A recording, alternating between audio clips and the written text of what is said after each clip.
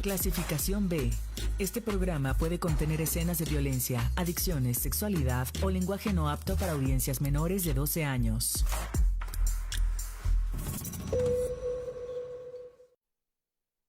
Desde el comienzo de la furia épica vamos a seguir con nuestros objetivos y gracias al progreso que hemos hecho estamos en camino para cumplir todos nuestros objetivos militares. Muy pronto. Le vamos a dar muy fuerte las próximas 2 o 3 semanas. Los vamos a retornar a tiempos prehistóricos.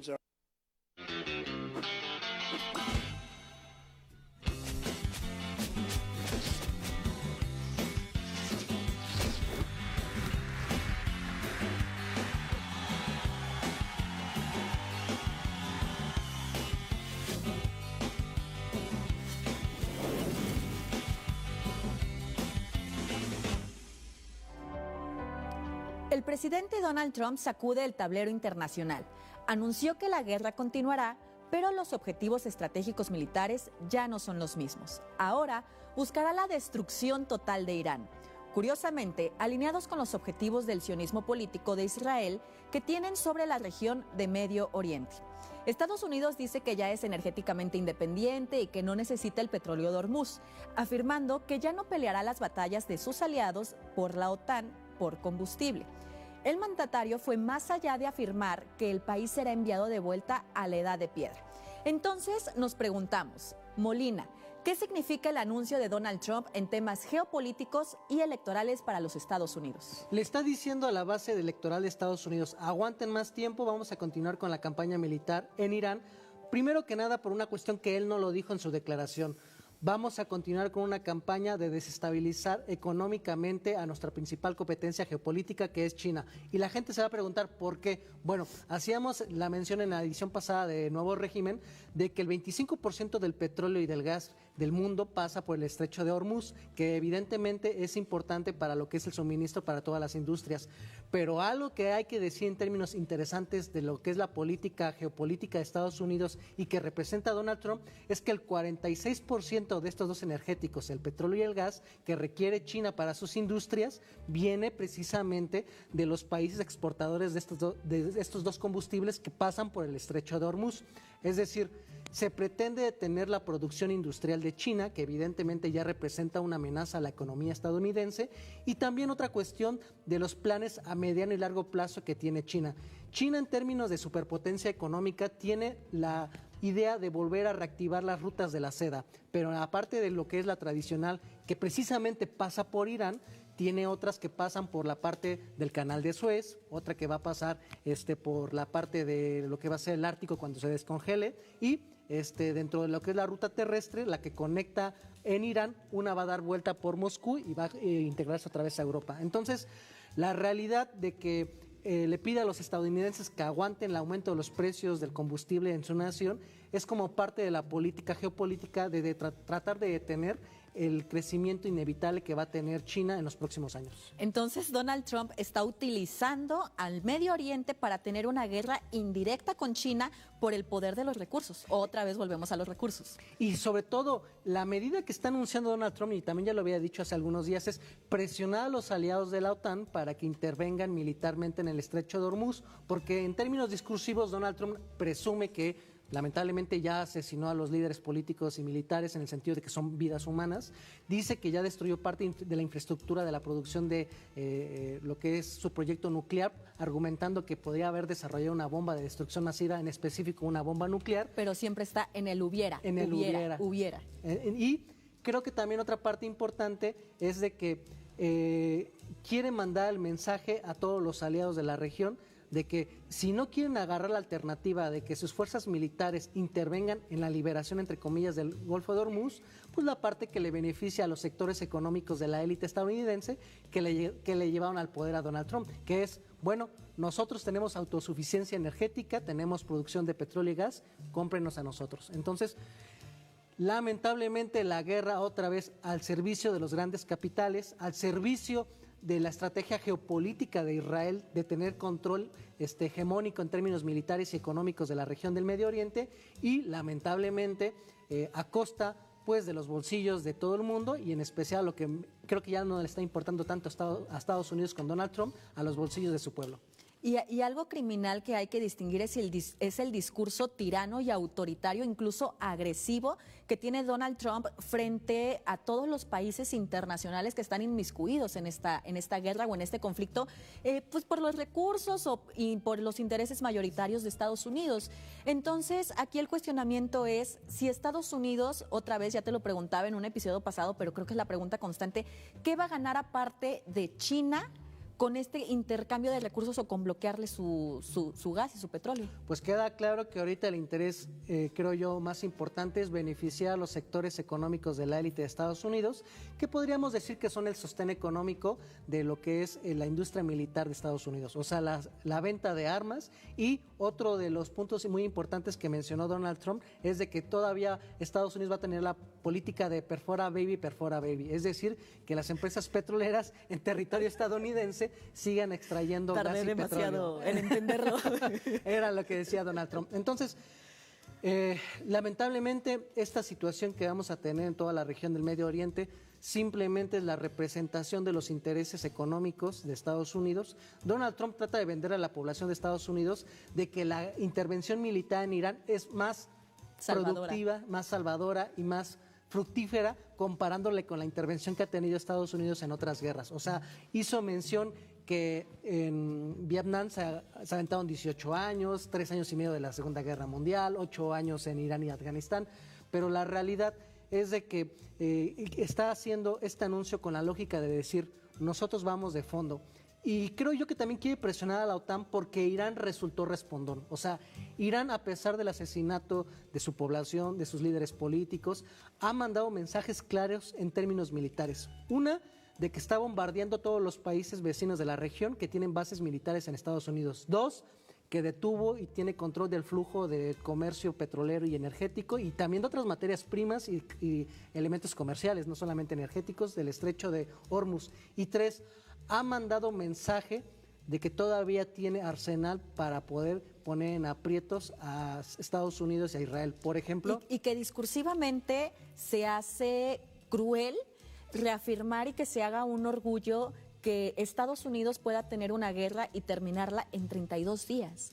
Y que eso sea un orgullo de la nación estadounidense, aunado a ello de que es verdad o es cierto, es cuestionamiento, si Estados Unidos verdaderamente tiene esa potencia y esa soberanía energética en su país. Sí.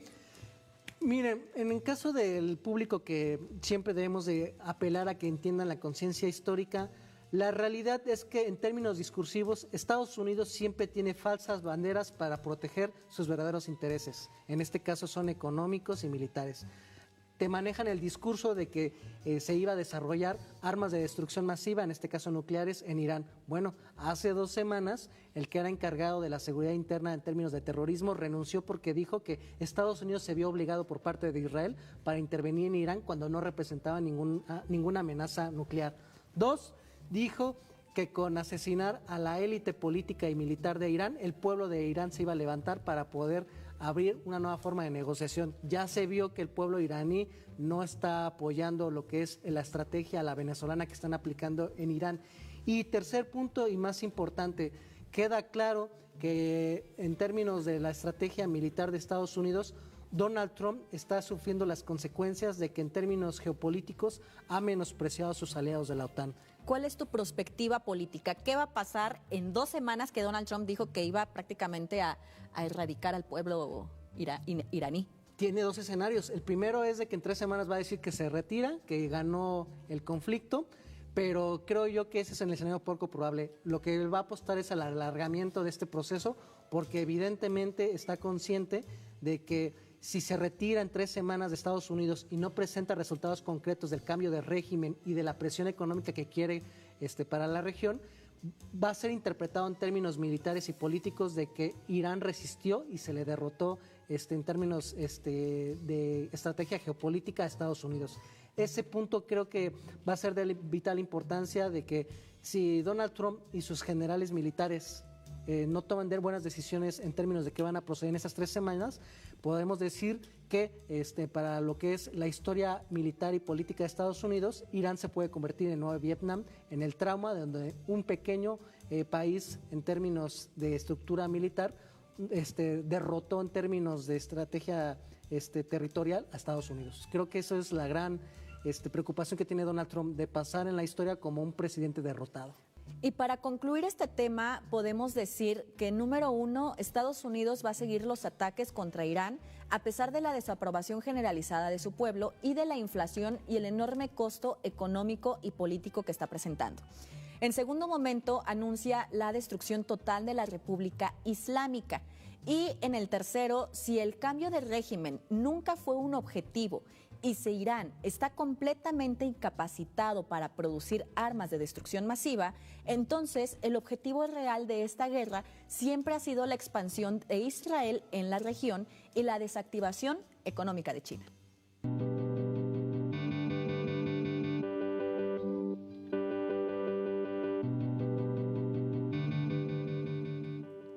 Hoy la presidenta Sheinbaum celebró los primeros 4 años del AIFA.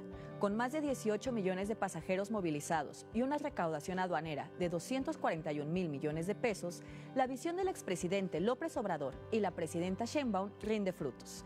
Con la expansión de Mexicana y el Mundial en 2026, el horizonte del Felipe Ángeles vuela alto. El AIFA no es solo infraestructura, es la materialización de una visión de Estado que prioriza el bienestar colectivo sobre el privilegio. Hoy, con hechos y resultados, México despega hacia una nueva era de soberanía y modernidad. No solo no fue un error, fueron aciertos que han mostrado sus grandes beneficios para el país. Fue un acierto hacer el nuevo aeropuerto internacional de la zona metropolitana en Santa Lucía, que hoy es el Aeropuerto Internacional Felipe Ángeles. Molina, ¿estos 18 millones de pasajeros son suficientes para 4 años? Evidentemente tiene un potencial mayor. Hay que estar conscientes que cuando hay proyectos de aeropuerto, de grandes infraestructuras, son procesos de larga data. La oposición generalmente ha manejado los últimos años que el aeropuerto AIFA, iba a ser un modelo de desperdicio de recursos. Actualmente, a 4 años, dentro del contexto de lo que son aeropuertos internacionales, ya demostró una gran cantidad de ganancias respecto a lo que se invierte en términos de gastos operativos cada año y lo que se obtiene de resultados económicos de ganancias. Hay que recordar que incluso los medios de comunicación corporativos hacían mofa de que se sacaba una foto de una bodega comercial de un avión, que decía que era como una tienda de autoservicio, y ahora, con el contexto de que el nuevo aeropuerto es un punto de vanguardia reconocido a nivel internacional, se manda un mensaje de que la infraestructura es parte vital para entender el proyecto económico de la Cuarta Transformación. Aquí en la etapa de la infraestructura, ¿qué tiene ahorita el AIFA que jamás hubiéramos podido lograr con el aeropuerto de Texcoco? Primero que nada, creo que la oposición política en el país está enojada porque se vino abajo un gran negocio. En el caso de lo que iba a ser el proyecto del aeropuerto en Texcoco, tenía como característica que estaba en una zona que presenta alta cantidad de hundimientos, tiene carencia del agua, y algo que mencionó la presidenta Claudia Sheinbaum en la conferencia del día de hoy, hace mención de que el negocio que consistía para lo que eran los terrenos del Aeropuerto Internacional de Benito Juárez, en donde se tenía un programa inmobiliario de desarrollo, en donde se iban a poner grandes centros comerciales, grandes construcciones de vivienda de lujo. Entonces, ¿qué es lo que pasa? Con lo que se tiene de la construcción del aeropuerto AIFA, se tiene la conjunción de un sistema aeroportuario metropolitano, es decir, tenemos un aeropuerto consolidado, el número 1 del país, que recibe 25 millones de vuelos cada año, que es el Aeropuerto Internacional Benito Juárez. Ya tenemos el AIFA, que tiene ya en estos 4 años de operación más de 19 millones de usuarios que actualmente han utilizado el servicio, y tenemos la tercera parte de esa conectividad del Valle de México, que es el aeropuerto de Toluca. Entonces, al tener esta lógica de tener un sistema aeroportuario interconectado entre lo que es el Estado de México y la Ciudad de México, nos damos cuenta que cumplimos una vanguardia internacional. Hay que recordar que, por ejemplo, Inglaterra, Nueva York, ciudades de grandes capitales tienen varios aeropuertos. Entonces, Tenemos como beneficio económico la producción de miles de empleos que se han dado desde que se construyó el Aeropuerto Internacional Felipe Ángeles, porque algo que no se menciona es el potencial que tiene este aeropuerto de seguir ampliándose con la cantidad de pistas. Y tú me comentabas hace rato que ya has viajado en vuelos que salen del aeropuerto del AIFA. Cuéntanos, para todos los que nos están viendo en las redes sociales, en YouTube, ¿cómo es este aeropuerto? ¿Tú llegas y qué experiencia te brinda? La experiencia es de primer nivel. Yo he tenido la fortuna de utilizarlo por 8 ocasiones y dentro de esos mitos que durante muchos años se construyeron de cuál era la estabilidad, la rentabilidad y sobre todo la accesibilidad del AIFA, hay que entenderlo que es una alternativa viable en términos de la operatividad que tiene. ¿Por qué? Porque tiene conectividad con la Ciudad de México, que es el centro político y económico más importante que tenemos del país. Otra parte importante, es un aeropuerto que tiene capacidad de recibir grandes cargamentos de carga. Estamos conscientes que vía marítima se transporta el 86% de las mercancías, pero por la vía aérea se transporta un 12%. Ese 12%, por ejemplo, de lo que llega aquí en México, utiliza el Aeropuerto Internacional Felipe Ángeles como zona de carga. Se tiene calculado que casi 1.119 millones de toneladas han sido receptoras por parte del aeropuerto AIFA. Y acerca de las ganancias que ha tenido el AIFA, ¿hay un superávit, hay déficit? ¿Cómo se ha obtenido esa ganancia o está siendo subsidiado? No, desde los primeros 2 años se tenía contemplado de que se iba a empezar un proceso de aceptación por parte de las aerolíneas, que el público internacional y nacional conociera esta alternativa para poder viajar, pero dentro de lo que es un proyecto de infraestructura internacional, el AIFA tiene como principal característica que en 2 años ya alcanzó la rentabilidad y en ese sentido, al ser autosustentable, representa una alternativa. Todos los que hemos utilizado el Aeropuerto Internacional de la Ciudad de México, el Benito Juárez, nos damos cuenta que están saturados, que nada más al contar con 2 pistas, evidentemente genera un sinfín de retrasos y en cualquier situación, creo que al tener alternativa como el AIFA, en donde van a tener incluso una ampliación de pistas, la ciudadanía va a tener la oportunidad de tener otras opciones para poder llegar al Valle de México. Y otro punto importante que mencionó la presidenta Claudia Sheinbaum el día de hoy en la mañanera es que en unas semanas se va a hacer la inauguración de este tramo de tren que va a conectar precisamente el AIFA con la Ciudad de México. Y para el 2026, ¿qué se nos viene? Ahorita, bueno, ya estamos en 2026, pero para el Mundial, la FIFA, todos los aficionados que están pues interesados en viajar a México, en moverse internamente, tienen una alternativa muy importante porque hablamos de la conectividad con la Ciudad de México, hablamos también de la conectividad con lo que es Puebla, Veracruz, Estado de México, Tlaxcala, Morelos. Evidentemente estamos conscientes que los turistas para el Mundial van a venir a los partidos de fútbol, van a venir a sus selecciones a participar en el torneo, pero algo que tiene, por ejemplo, el AIFA es la conexión que tiene con otros aeropuertos internacionales para que el turista conozca las playas, las zonas arqueológicas, los parques naturales. Un punto creo importante que debemos hacer mención de lo que es la política de infraestructura y comunicación de lo que es el proyecto de la 4T, es que también se combinó con la creación, bueno, no ni siquiera creación, revivir la marca de Mexicana, una antigua empresa pública que en su momento fue desmantelada y privatizada por parte de los gobiernos neoliberales del PRI y del PAN, en donde Mexicana ya tiene actualmente 14 rutas, ha transportado casi 9 millones de pasajeros desde su fundación y se tiene ya la ampliación de la número de flotillas que va a tener para lo que es el servicio aeronáutico de una empresa pública. ¿Cuál es una parte importante que ha mencionado la presidenta Claudia Sheinbaum que va a tener Mexicana? Es, primero, precios accesibles para las clases populares. Estamos bien conscientes que la iniciativa privada tiene altos precios respecto a los servicios de utilización de un avión, de un servicio de traslado a grandes distancias, que es lo que está cumpliendo la función social la línea aérea pública mexicana, es que precios accesibles para que todo el público pueda tener la oportunidad de trasladarse a otras partes de la República Mexicana o destinos internacionales. Ya tenemos 4 rutas y se van a ampliar otras 2 más en este año. Y en esto que dices que se van a ampliar más rutas en este año, la presidenta también anunció la compra de 20 nuevas unidades. ¿De dónde vienen esas unidades? ¿Cuál va a ser el fin de estas? Las unidades van a tener como principio darle conectividad a otras partes que la iniciativa privada no tiene interés. Por ejemplo, a mí me parece increíble que en más de 75 años de la industria aeronáutica en México nunca habían contemplado, por ejemplo, tener la opción de Palenque. Mexicana va a tener esa posibilidad de ofrecer el servicio. Y un espacio muy interesante, muy bonito, altamente turístico.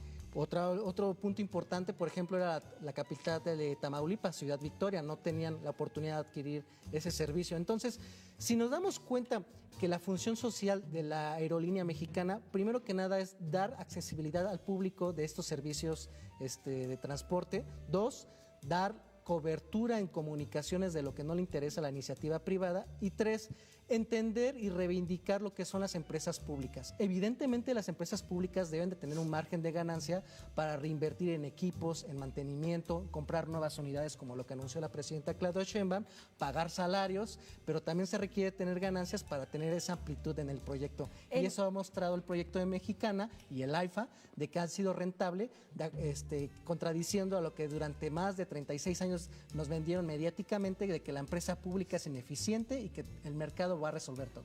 En la mañanera la presidenta Sheinbaum también mencionó que uno de los grandes proyectos era precisamente retomar la empresa pública, ¿no?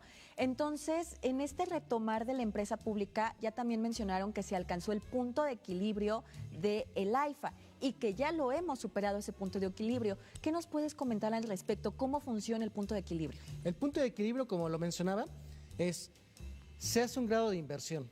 Vamos a ponerlo en términos sencillos. Yo invierto un peso y el punto de equilibrio es que yo ya tuve una ganancia de 1 peso con 10 centavos. Cualquier negocio y la gente que tiene algún tipo de emprendimiento se va a dar cuenta, o mediana empresa, pues de que al principio no va a haber ganancias porque tienes que darte a conocer con el público, tiene que conocer tus servicios, tus productos. Incluso que proyectan las ganancias de aquí a 6 meses, 1 año, 2 años. Hay proyectos incluso de gran escala que son a 6 años. Pero en el caso de lo que es el proyecto de Mexicana, ya demostró rentabilidad, ya demostró que volvió a ponerse en el foco del ciudadano, entender que ya tiene una opción de transporte público aéreo como una alternativa para poder viajar, sabiendo que está accesible a su presupuesto, y también ya tienen conocimiento de que el servicio que se tiene en el AIFA es de alto nivel, reconocido a nivel internacional, tanto en términos de servicio, la capacidad que tiene de conectividad con otras entidades de la República, con la capital de la República Mexicana, y sobre todo de que ahora con la llegada del Mundial es una alternativa que van a tener los turistas del extranjero para el 2026, que sin duda alguna va a ser fundamental. Y en este bloque podemos concluir que el AIFA ya superó lo que platicábamos, el punto de equilibrio, con 18 millones de pasajeros. Los ingresos por servicios aeroportuarios y comerciales generan hoy un superávit operativo. La cifra de 241,000 millones de pesos no es un subsidio, es una riqueza generada al centralizar la carga aérea en la aduana 50 del AIFA en el estado, y ha hecho un eficiente cobro de impuestos y aranceles, convirtiendo al aeropuerto en el principal motor de ingresos fiscales logísticos del país. Y en tercer momento, la expansión de Mexicana de Aviación a 20 aeronaves y de la designación del AIFA como puerta de entrada de la FIFA confirman que el aeropuerto tiene la capacidad técnica y el prestigio necesario para ser el rostro moderno y eficiente de México ante la comunidad internacional en 2026. Vamos a un corte promocional y regresamos.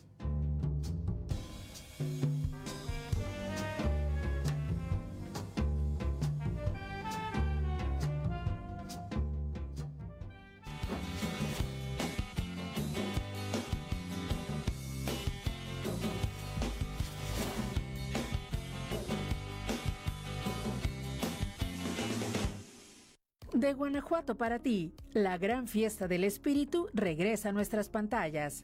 Te invitamos a disfrutar con una selección de lo mejor del 53º Festival Internacional Cervantino 2025, destacando sus invitados especiales, Reino Unido y el estado de Veracruz. Acompáñanos todos los sábados a partir de las 21 horas por la señal de TV+.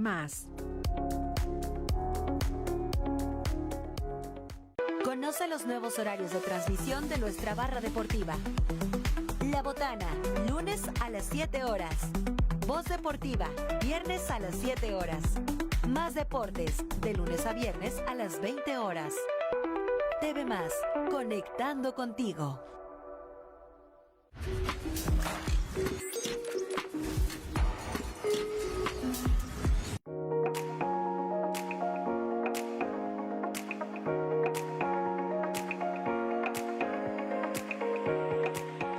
No le dan tregua ni un segundo. Él, por su parte, no la ha pedido jamás. A ella tampoco la sueltan. Todos los días, a todas horas, en todos los medios y en todas las redes, la atacan como antes lo atacaron a él. A pesar de eso, con ninguno de los dos han podido ni podrán. ¿Por qué la oposición conservadora y el enorme y complejo aparato mediático del país han fracasado en su intento de destruir a Andrés Manuel López Obrador y a Claudia Sheinbaum Pardo?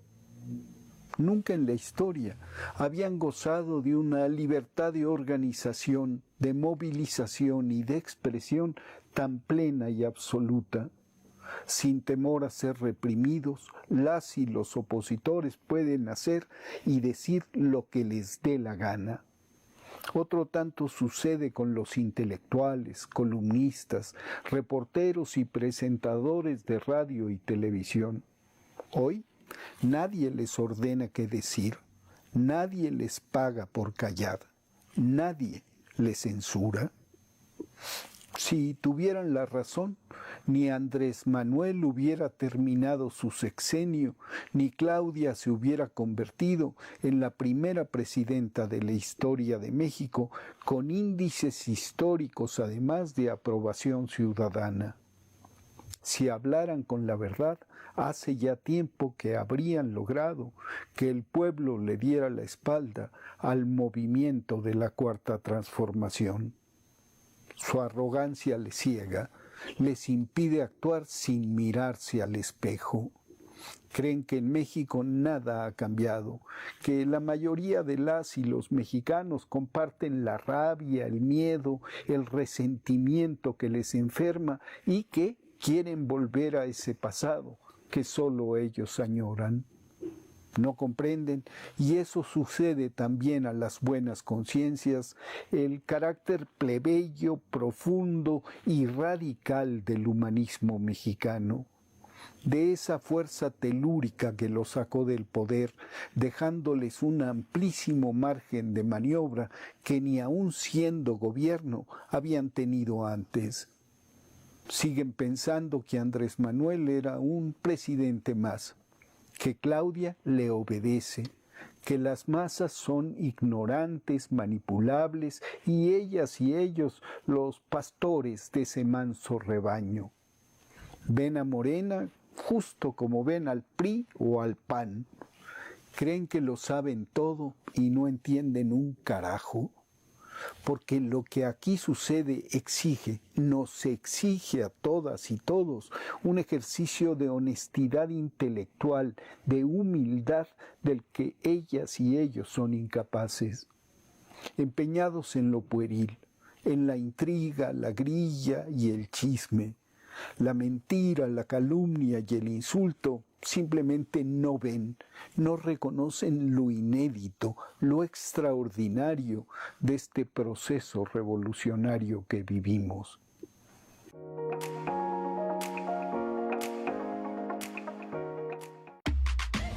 Los Populares, el podcast donde el fútbol se vive, se discute y también se disfruta. Aquí no solo hablamos de lo que pasó en la cancha, vamos más allá del marcador. En Los Populares encontrarás el análisis directo, datos duros que explican el juego, anécdotas que solo el fútbol puede regalar y por supuesto ese toque de humor que nunca falta cuando se habla del deporte más popular del mundo. Todos los viernes a las 12 del día por la señal de TV Más y mira el capítulo completo por nuestras plataformas digitales. Soy Mario Lozano Carbonell, te invito a que me acompañes en el programa Soluciones, martes y jueves de 12 a 1 de la tarde. Abordaremos temas legales de salud, contables, fiscales, de interés para ti. Nos vemos por la señal de TV Más, encontraremos para ti soluciones.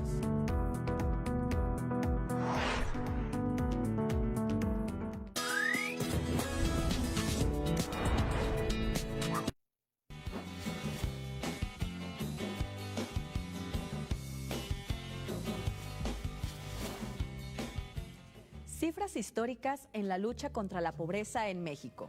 México registra su nivel más bajo en décadas con el modelo Primero los pobres. Más de 13 millones de personas dejaron la pobreza en 2024, logrando una reducción de 51 millones a 38 millones en la administración anterior. ¿Acaso este es el fin de la desigualdad o un alivio temporal? Analizamos el impacto de la política por el bien de todos, primero los pobres. Lo que caracteriza nuestro modelo económico es esta frase de por el bien de todos, primero los pobres, que dice en muy pocas palabras, habla de justicia social, de que no puede haber prosperidad si la prosperidad no se comparte, no puede haber prosperidad en un país si la prosperidad se queda en unos cuantos. Por eso también hablamos de prosperidad compartida. Molina, desde la teoría económica se dice que las transferencias directas estimulan el consumo interno. Pero ¿en qué punto los programas sociales dejan de ser un alivio temporal para convertirse en un motor real de estabilidad económica? Sin duda, Nazaret, es un motor importante. Cuando estamos conscientes que en el presupuesto que va a ejercer este año la presidenta Claudia Sheinbaum, de los 9.3 billones de pesos de presupuesto, 1.200.000 millones va a ser para programas sociales, estamos conscientes que se está reactivando la economía nacional. ¿Por qué? Porque los estudiantes que reciben beca, las madres solteras que reciben un apoyo, el apoyo que reciben las personas con discapacidad, los primeros programas de apoyo para los jóvenes que buscan un empleo como Jóvenes Construyendo Futuro, los apoyos a los productores del campo, son una medida de poder activar económicamente las regiones de todo nuestro país. ¿Por qué? Porque ese dinero se canaliza para que la gente vaya a la farmacia, a la papelería, al centro comercial, al mercado, a la tienda de la esquina, al centro comercial grande de estas grandes empresas corporativas. Y esto genera una movilidad importante en términos de generación de riqueza. Yo te daría otra pregunta. ¿Por qué, si actualmente ya se demostró que se puede destinar 1.200.000 millones de pesos de presupuesto para programas sociales, por qué anteriormente los gobiernos neoliberales durante 36 años no destinaban ese dinero? Yo tengo una hipótesis política, porque ese dinero se iban al caño de la corrupción y el robo. Y yo te tengo otra pregunta derivada de esa pregunta. Los neoliberales dicen que 1 billón es un exceso de gasto público, o sea, no inversión, de gasto público para programas sociales y que si a futuro en un plazo va a ser económicamente rentable. Lo que ha demostrado el ejercicio del poder político de la 4T, primero con el expresidente López Obrador y ahora con la presidenta Claudia Sheinbaum, es sin la necesidad de aumentar impuestos, se ha logrado una ampliación de apoyo social para reactivar la economía que incluso beneficia a esos grupos corporativos que crecieron en el neoliberalismo. ¿Por qué? Uno, López Obrador, cuando inició su primer año de gobierno, destinó 267.000 millones de presupuesto. Ya para lo que era la mitad de su administración había subido a cerca de 530.000 millones de pesos de presupuesto y para lo que fue el primer año de la administración de la presidenta Claudia Sheinbaum subió a 870.000 millones de pesos. Es decir, se generó una política de ver cómo se va a definir cada peso de presupuesto. El problema de estos críticos es que anteriormente no criticaban el gasto burocrático tan amplio que se tenían sus privilegios a la clase política, a los grandes contratos, por ejemplo, en publicidad que se llevaban las televisoras y los medios de comunicación impresos o de radio. Y ahora, entendiendo que ese recurso público se va directamente a las clases populares y a las clases medias, se va a poder generar mejores condiciones para crecimiento económico, que precisamente esos grupos económicos se vieron beneficiados por este aumento de presupuesto en programas sociales. Ahora, ¿cuál es la clave de la 4T? No podemos tener un gobierno rico con pueblo pobre. ¿Qué es lo que ha pasado aquí con lo que es el proyecto del humanismo mexicano? Vamos a hacer la canalización de los recursos públicos que antes se pagaba en seguros privados para los funcionarios, camionetas blindadas, gastos de gasolina y casetas todo incluido, altos gastos en publicidad gubernamental. Ahora la canalización de esos recursos se van a ir para el beneficio de la actividad productiva y los programas sociales. Y algo súper importante es de que ya los recursos van directamente al beneficiario, ya no pasan por un intermediario que gestiona ahí cómo se va a distribuir el recurso a conveniencia. Eso era lo que hacía los operadores políticos del PRI y el PAN. Tú tenías gestores, agrupaciones políticas que te condicionaban y te decían, te vamos a dar este apoyo si vas a movilizarte para un evento político, si votas por cuál partido. Ahora, al hacer una entrega directa a través de los bancos del bienestar, tú puedes recibir como ciudadano ese apoyo. Y otro punto importante que desmontar debemos hacer de parte de lo que han sido los medios de comunicación y los grupos partidistas de oposición es decir, y Ricardo Salinas Pliego, que lo dijo esta semana, decir que el ciudadano mexicano no tiene la capacidad de definir su voto a partir de recibir un programa social. Bueno, vamos a desmontar en 3 pasos estas mentiras de la oposición, del PRI y el PAN, medios de comunicación y de Ricardo Salinas Pliego. 1, apoyos directos, lo dijiste muy bien. Tú vas a recibir directamente a tu número de cuenta del bienestar el apoyo. 2, si tú quieres no puedes votar por Morena, puedes votar por cualquier otro partido. Porque hay que recordar que ya están en la Constitución, fue reformada para que los programas sociales ya fueran constitucionales y todas las personas con independencia del partido político tengan su derecho. Efectivamente, me leíste la mente, es el paso número 3. Hacer programas constitucionales son derechos, es decir, no importa qué posición política tengas, no importa qué situación tengas de ingresos, son derechos universales. Cuando tú cumples las características para tener el programa, no importa tu posición política, religiosa, grupo étnico o si tienes simpatía o no por un proyecto gobernante. Estos son derechos consolidados y consagrados en la Constitución y que si más adelante los quieren quitar de la misma, van a tener que hacer reformas constitucionales en la Cámara de Diputados y Senadores con mayoría en ambas cámaras y aprobado en 23 congresos estatales para que lo quiten. No confundan, no son dádivas, son programas sociales que se convirtieron en derechos constitucionales. Y está comprobado económicamente que el dar estos programas sociales y que el ciudadano tenga liquidez, es decir, dinero en efectivo para poder comprar sus bienes y pagar sus servicios, ha significado en la disminución de la pobreza y la pobreza extrema. Pero acá viene otra pregunta. Antes el Coneval hacía estas mediciones, ¿ahora quién los hace? Ahora lo va a hacer el INEGI. Teníamos una duplicidad de funciones. Anteriormente el Coneval era la que se dedicaba a hacer la medición de la pobreza. Ahora el INEGI, como un órgano autónomo que ha demostrado eficiencia en las últimas décadas de cómo hace las mediciones en términos objetivos y científicos, ahora va a ser la parte de la medición de pobreza. ¿Y cada cuánto lo va a hacer? ¿Lo va a hacer con la misma frecuencia de Coneval o no? No, va a ser cada año. O sea, va a ser cada año la medición.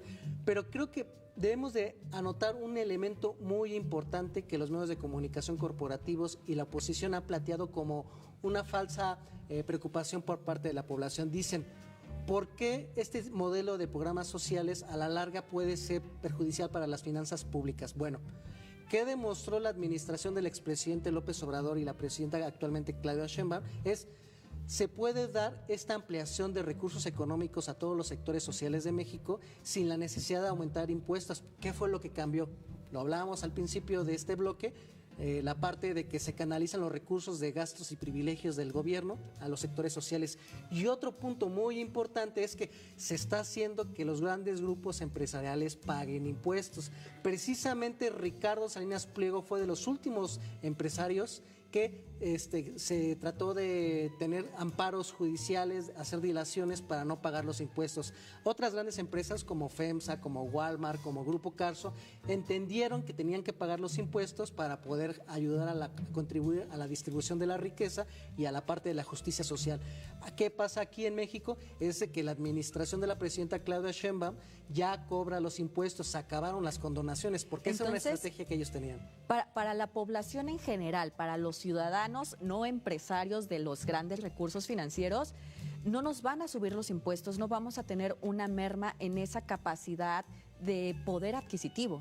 Por lo menos en lo que va a ser de este sexenio no va a ser necesaria una reforma financiera para poder aumentar impuestos. Simplemente es gastar bien los recursos del pueblo y cobrarle a los que no quieren pagar impuestos y que durante 36 años se acostumbraron a dictar la política económica y social de este país, en donde no querían que se le pagaran impuestos. Y si me permites, quisiera dar otro dato importante, Nazaret. No solamente por programas sociales se sacó a 13.5 millones de mexicanos de la pobreza, es la combinación de varios factores. Lo hablábamos en el bloque anterior, la construcción de obra pública por todo el país, es decir, con la refinería Dos Bocas, actualmente llamada refinería Olmeca, con la construcción del Tren Maya, con el proyecto de Istmo de Tehuantepec, de lo que es la zona del corredor del tren y del paso entre el Océano Pacífico y el Atlántico, la recuperación de caminos rurales en Oaxaca, en Guerrero, la recuperación de espacios públicos en todas las ciudades. Vamos a hablar de que se generaron y se están generando miles o quizá millones de empleos formales. junto a la generación de empleos con la obra pública que se hizo en la administración de López Obrador y que continúa la presidenta Claudia Sheinbaum, otro elemento de vital importancia es el aumento al salario mínimo. ¿Por qué el aumento del salario mínimo es de vital importancia? Porque entendemos que en las anteriores administraciones neoliberales, prácticamente lo que era el costo de la canasta básica y el costo de la vida en servicios y en bienes básicos como vivienda, ropa, no iba a la par con los aumentos de salario, siempre iba posiciones abajo. Ahora, con el proyecto del humanismo mexicano de la 4T, ya está equilibrado lo que es el costo de la vida diaria, la canasta básica y productos importantes para las familias y el aumento del salario mínimo. Y lo más importante es que ya están equilibrados estos costos y que con el aumento al salario mínimo y los programas sociales, las personas pueden tener una mayor liquidez en su día a día. Y en este bloque resumimos que por primera vez el dinero llega sin intermediarios a quienes más lo necesitan. Al poner recursos en las personas que más lo necesitan, no solo se combate la desigualdad, sino que también se fortalece el consumo desde abajo, logrando que millones de personas mejoren su nivel de vida. En segundo punto, el gasto de 1.003.326 millones de pesos no es un gasto, es una inversión en la paz social. Al reducir la brecha de desigualdad y aumentar el salario mínimo, se crea una economía más justa y sólida. Y en tercer punto, con la integración de las mediciones al INEGI, se eliminó la duplicidad de funciones y la burocracia dorada del pasado. Hoy contamos con un organismo sólido que garantiza que los datos sean técnicos y que el presupuesto llegue a la gente y no a los bolsillos de los funcionarios.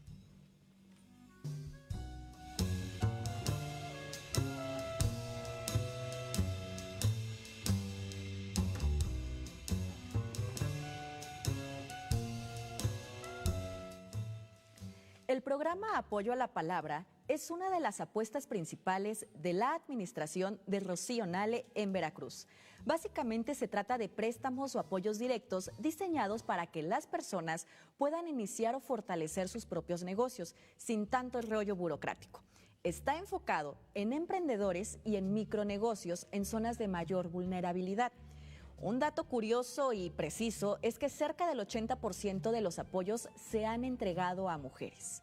Es un modelo que la gobernadora Rocío Nale trabajó inspirado en lo que hizo Andrés Manuel López Obrador en su momento, pero ya institucionalizado como parte del Plan Veracruzano de Desarrollo 2025-2030.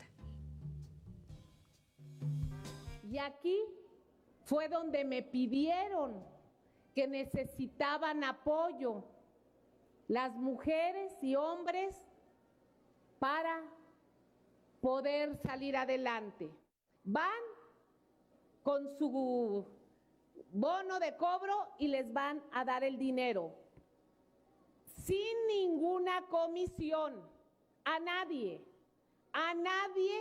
tienen ustedes que darle dinero, a nadie, ¿eh? Es enteramente para ustedes. El apoyo a la palabra. ¿Cómo funciona este programa y cuál es el mecanismo para que las personas puedan acceder a él? Es importante poner de preámbulo de que los sectores populares en Veracruz no tienen acceso a crédito. Es decir, todo el mundo sabemos que la iniciativa privada bancaria no te da crédito porque tienes que primero que demostrar una fuente de ingresos formal y generalmente tienen que ser arriba o un poquito abajo de los ingresos medios. ¿Por qué? Porque como negocio no le van a querer invertir a lo que no puedan tener, entre comillas, una estabilidad para poder prestarte porque tú tienes un ingreso salario que respalda eso. ¿Cuál es la lógica social de la gobernadora Rocío Nale y que retoma muy bien de lo que hizo el expresidente López Obrador en su administración y que también hizo en su momento como jefe de gobierno en la Ciudad de México? Son créditos a la palabra a esos sectores con alta vulnerabilidad que jamás van a recibir servicios financieros de la iniciativa privada. ¿Qué consiste esto? Se hace un análisis técnico de las personas que requieren este tipo de apoyos.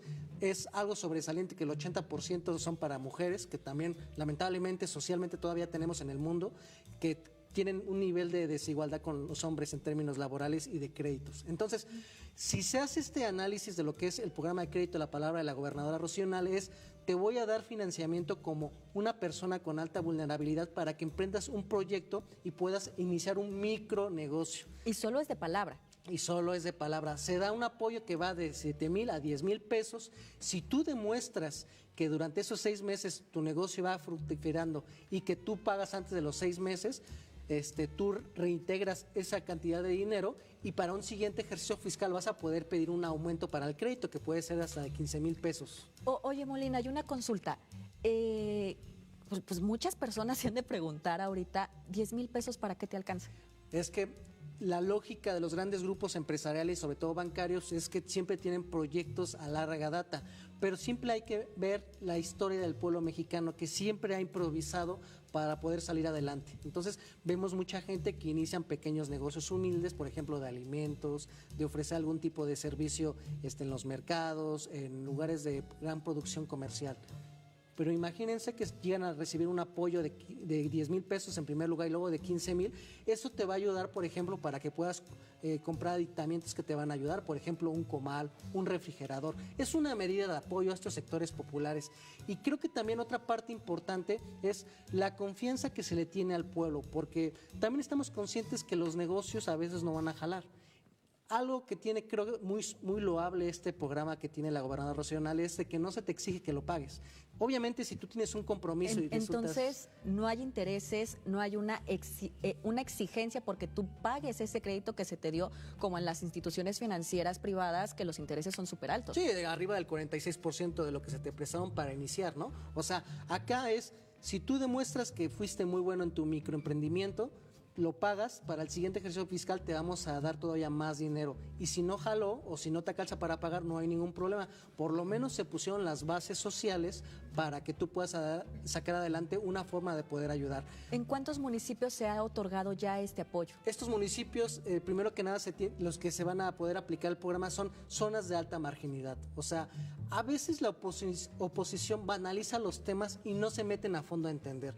Primero que nada, ahorita hay 22,000 familias que se ven beneficiadas y que son lugares de alta marginalidad. ¿Qué características tienen? Por ejemplo, colonias populares de ciudades, pueblos originarios, por ejemplo, en el caso de la cuestión socioeconómica, madres solteras, madres que son personas sostén de un grupo importante de personas integrantes de una familia, personas que tienen una persona enferma.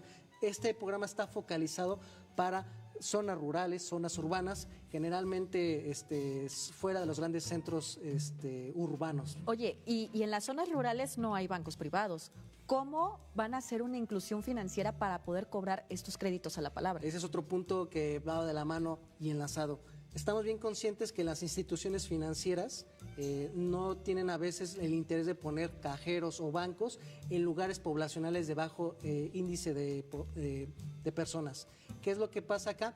El gobierno de Veracruz, a través de la banca pública del gobierno federal, va a distribuir esos ingresos en todas las comunidades donde hay que entender la razón social, por ejemplo, de una entidad pública, que ellos van a cumplir las funciones que la iniciativa privada no está interesada. Entonces, al tú tener la canalización de estos recursos en un banco público, que en este caso se me fue ahorita el nombre de la institución, damos la oportunidad de que la gente tenga accesibilidad a recibir estos apoyos, no tenga que moverse a otro municipio y sobre todo permite evitar la condicionalidad corporativa y clientelar de que cualquier apoyo sea manipulado por intermediarios. Son apoyos directos que van a los titulares del apoyo. Y tú lo acabas de mencionar, el reducir el nivel de clientelismo. Para quienes no saben qué es el clientelismo en este programa que nos están viendo, es el condicionar el voto a través de programas sociales, recursos públicos, y es algo que está penado incluso en el Código Electoral. Entonces, pues sí es súper importante que estos apoyos se le otorguen específicamente a cada una y uno de los ciudadanos. ¿Y por qué en su mayoría son mujeres? Porque estructuralmente hemos estado conscientes de que las mujeres han sufrido discriminación, no solamente política o social, sino también en términos económicos. Tenemos la concepción de que, por ejemplo, cuando hay madres solteras, evidentemente son cabeza primero de un núcleo familiar y también son cabeza de un sostenimiento de la familia. Cuando llega a haber separaciones, generalmente ellas son las que se quedan con los niños. No, y hay que decirlo, la mayoría de las personas o de las mujeres que son cabeza de familia cumplen 2 o 3 jornadas laborales. La jornada laboral para asistir a su empleo normal, la jornada para atender a los hijos y la jornada para hacer las tareas del hogar. Así es. Hay que entender que el contexto de la política social siempre es tratar de crear una redistribución de la riqueza. Anteriormente, en los gobiernos neoliberales, adoptaron el concepto económico que se aplicó en el porfiriato. Generalmente los agoreros de estos periodos, tanto el neoliberal como el porfiriato, dicen que hubo crecimiento económico, pero para hacer análisis serio social, nosotros debemos de aspirar a tener desarrollo, tener bienestar, no solamente crecimiento económico, porque esas mediciones que hacen del crecimiento económico solamente hacen promedios de los ingresos, la cantidad de ganancias que se llevaban las empresas. Cuando se tiene una política de desarrollo con el apellido de bienestar es cómo vamos a generar las condiciones económicas para una mejor distribución de la riqueza, cómo generamos políticas públicas para que los sectores desfavorecidos durante muchos años históricamente en México tengan la oportunidad de integrarse al mercado nacional. Lo mencionábamos también en el bloque pasado. Si tenemos programas sociales que te ayudan a poder tener una mejor calidad de vida, también tenemos programas de incentivación a los pequeños emprendimientos. Y yo creo que esta es una parte muy importante que la gobernadora Rocío Nale lo ha entendido muy bien. Lo mencionamos en la edición pasada de Nuevo Régimen. Hay un complemento entre lo que es el proyecto de política social de la presidenta Claudia Sheinbaum y hay un complemento de lo que son los proyectos sociales de la gobernadora Rocío Nale. Estamos alineados lo federal con lo estatal. Y vamos a ver cómo se complementan. El programa federal de apoyo del bienestar va de becas, apoyo para el primer sueldo a los emprendedores, apoyos a madres solteras y discapacitados. Y el programa social del nivel Veracruz es una complementariedad, porque aquí tenemos un programa social que te ayuda a salir adelante. Y acá tenemos uno que fomenta el empleo. Entonces, si nos damos cuenta, esa sincronía entre Rocío Nale y Claudia Sheinbaum parte de una lógica de una política social integral, que lo que permite es generar mejores condiciones de vida para la sociedad mexicana y generar también las condiciones económicas para que exista una inclusión económica de estos sectores olvidados. Hay que recordar que necesitamos, en términos económicos, desarrollo, no solamente el puro y netamente crecimiento que nos acostumbraron los ortodoxos de la Escuela de Chicago. Y está padrísimo el desarrollo, porque el desarrollo es clave para el crecimiento de todas las naciones, no nada más de México, sino de Veracruz, de otros países. Y en este bloque resumimos que en primer momento el programa trasciende a la entrega de capital institucional y retomar la confianza ciudadana como un activo económico. Al eliminar intermediarios y requisitos burocráticos, el gobierno de Veracruz no solo combate la corrupción, sino que dignifica al ciudadano, convirtiendo la palabra empeñada en un contrato social que fortalece la gobernabilidad y la democracia. En segundo punto, la concentración del 80% del apoyo en mujeres no es un acto de equidad, sino una decisión financiera de alto impacto al priorizar lo que mencionabas a las jefas de familia, y la administración de Nale asegura que el recurso se traduzca directamente en bienestar familiar y ahorro comunitario, reconociendo a la mujer veracruzana como el pilar más sólido en la economía local y en la recuperación del Estado. Y en un tercer momento, no es un regalo de una sola vez, es un sistema de premios por cumplimiento que le enseña a las personas a manejar su crédito y hacer su negocio paso a paso. Javier, un gusto estar contigo el día de hoy. Nazaret, es un gusto, también los esperamos para la siguiente emisión. Esto fue Nuevo Régimen, nos vemos en la siguiente emisión.